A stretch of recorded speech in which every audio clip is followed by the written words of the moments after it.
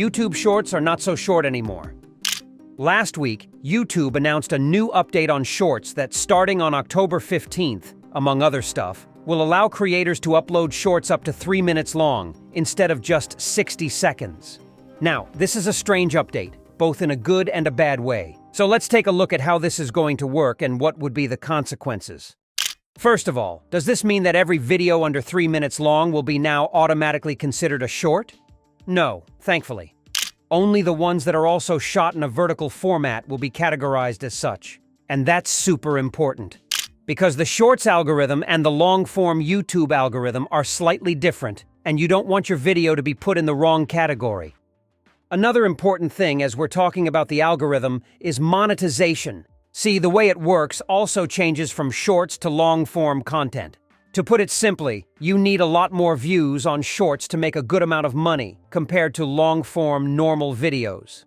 So, given that, why should creators make a 3-minute long short when they can just make it horizontal and earn more money?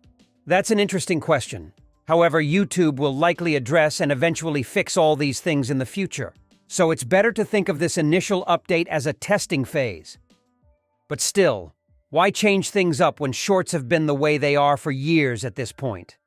That's another interesting question, and there could be actually an interesting answer to it.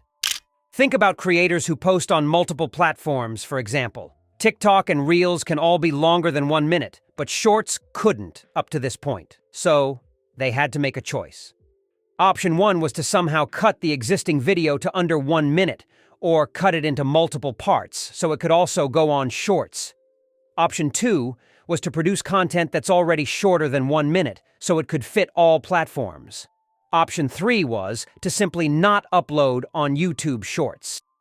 So this new update takes away all of this, meaning less work for those who had this problem, and potentially bringing in other creators. Yet, as we said earlier, there are still a couple of things to figure out, both for us creators and for YouTube itself. So we'll see. Anyway, thanks for watching. If you found this video helpful, leave a like so other people can watch it too. And if this is your first time here on Social Timer, we suggest you check out this other video of ours. See you there.